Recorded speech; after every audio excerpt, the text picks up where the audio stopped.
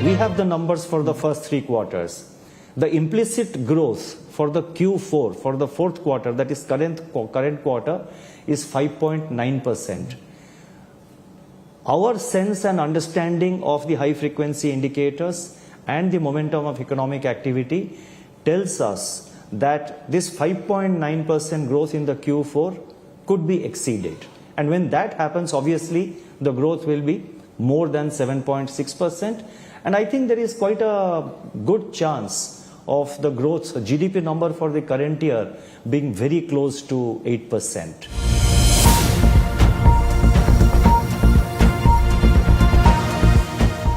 भारतीय अर्थव्यवस्था की विकास दर कितनी है? ये अनसुलझा सवाल है, लेकिन भारत को विश्व की सबसे तेजी से बढ़ने वाली अर्थव्यवस्था का दर्जा दिया जा रहा है। लेकिन क्या आपको पता है कि अगर भारत के रिजर्व बैंक के गवर्नर शक्तिकांत दास ने क्या कहा?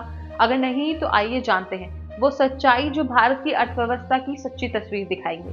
नमस्कार, आप देख रहे हैं न्यूज और मैं हूं आपके साथ तनु शर्मा। भारत की अर्थव्यवस्था में विकास की दर इस वित्त वर्ष में मार्च के अंत तक 8% हो सकता है।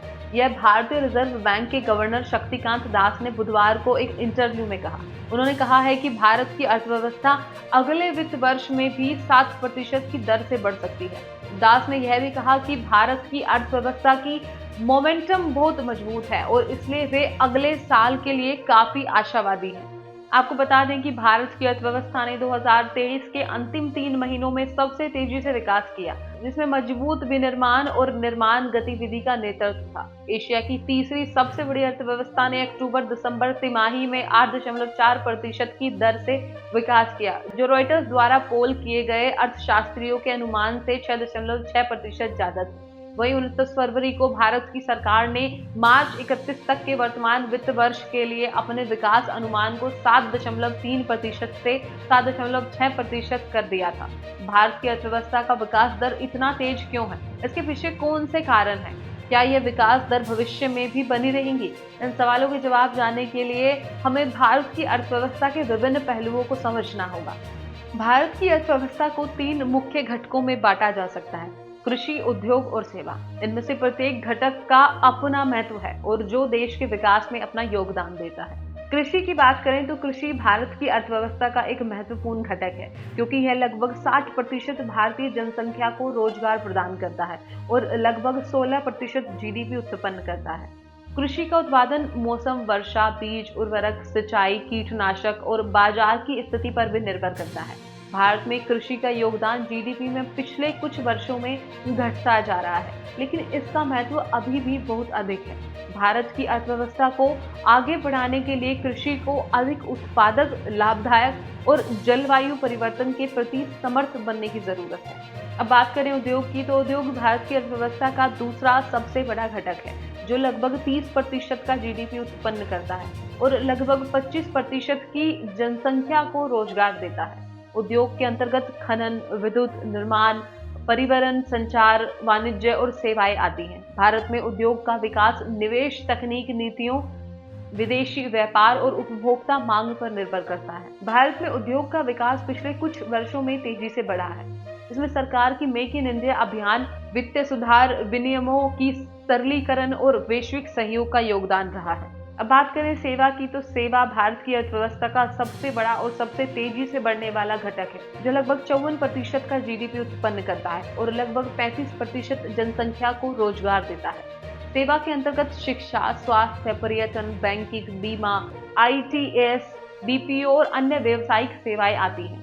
भारत में सेवा का विकास उच्च शिक्षा, तकनीकी कौशल, गुणवत्ता, अनुसंधान, नवाचार, वैश्विक प्रतिस्पर्धा और विदेशी निवेश पर निर्भर करता है। भारत में सेवा का विकास दर पिछले कुछ वर्षों में लगातार बढ़ता जा रहा है, जिसमें भारत की आईटी और आईटीएस क्षेत्र की वैश्विक मान्यता, बढ़ता घरेलू उपभोक्ता बाजार, विस्तृत बैंकिंग और बीमा सेवाएं और विकासशील पर्यटन उद्योग का भूमिका निभा रहा है।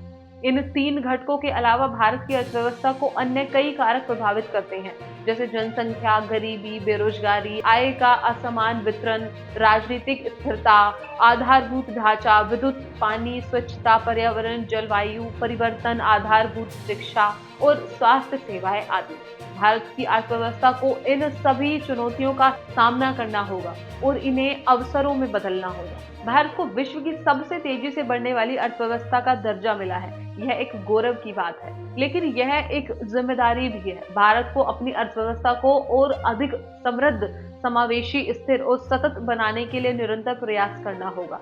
भारत को अपने आंतरिक और बाहरी चुनौतियों का सामना करने के लिए अपनी नीतियां, नियमों, संस्थानों और संरचनाओं को सुधारने की अनुकूलित करना होगा। भारत को अपने विकास के लाभों को अपने लोगों के बीच बराबर बांटने के लिए अपने सामाजिक, शैक्षिक, स्वास्थ्य और आर्थिक क्षेत्रों में निवेश बढ़ाना होगा और भारत को अपने पर्यावरण को सुरक्षित रखने के लिए अपने ऊर्जा, जलवायु और भूमि संसाधनों का समुचित प्रबंधन करना होगा। भारत की अर्थव्यवस्था की विकास दर एक आशाजनक संख्या है जो भारत के विकास की संभावनाओं को दर्शाता है, लेकिन यह संख्या भारत के विकास का पूरा सच नहीं बताती है। भारत के विकास को मापने के लिए हमें अन्य मापदंडों को भी देखना होगा, जैसे आय प्रति व्यक्ति, मानव विकास सूचकांक, भूख सूचकांक, लोकतंत्र सूचकांक, विश्व खुशहाली सूचकांक आदि। लेकिन यह संख्या भारत के विकास का पूरा सच नहीं बताती है। भारत के विकास को मापने के लिए हमें अन्य मापदंडों को भी देखना होगा, जैसे आय प्रति व्यक्ति, मानव विकास सूचकांक, भूख सूचकांक, लोकतंत्र सूचकांक, विश्व खुशहाली सूचकांक आदि। इन मापदंडों से हमें यह पता चलता है कि भारत के विकास में कितनी समता, न्याय, स्वतंत्रता, खुशहाली और संतुष्टि है। भारत की अर्थव्यवस्था में विकास दर एक लक्ष्य नहीं बल्कि एक साधन है। भारत का लक्ष्य होना चाहिए कि अपने लोगों को एक बेहतर जीवन, एक बेहतर समाज और एक बेहतर दुनिया देना। भारत को अपने विकास को न केवल आर्थिक बल्कि सामाजिक, राजनीतिक, सांस्कृतिक और पर्यावरणीय रूप से भी समग्र बनाना होगा। भारत को अपने विकास को न केवल अपने लिए बल्कि अपने पड़ोसी, अपने क्षेत्र और अपने ग्रह के लिए भी सकारात्मक बनाना होगा। तो ये थी हमारी आज की खास पेशकश, जिसमें हमने आपको भारत की अर्थव्यवस्था के विकास दर के बारे में बताया है, जो कि एक रोचक और महत्वपूर्ण विषय है। हमें उम्मीद है कि आपको ये वीडियो पसंद आई होगी। इसके साथ आप अपने विचार हमें कमेंट बॉक्स में शेयर कर सकते हैं और आप हमें ट्विटर, इंस्टाग्राम और फेसबुक पर भी फॉलो करके अपने जवाब दे सकते हैं। हमें आपके जवाबों का बेसब्री से इंतजार रहेगा। इसी के साथ इस रिपोर्ट में बस इतना ही। मैं तनु शर्मा आपसे विदा लेती हूँ, फिर मिलती हूँ एक नई अपडेट के साथ। तब तक के लिए आप बने रहिए एयर न्यूज़ के साथ।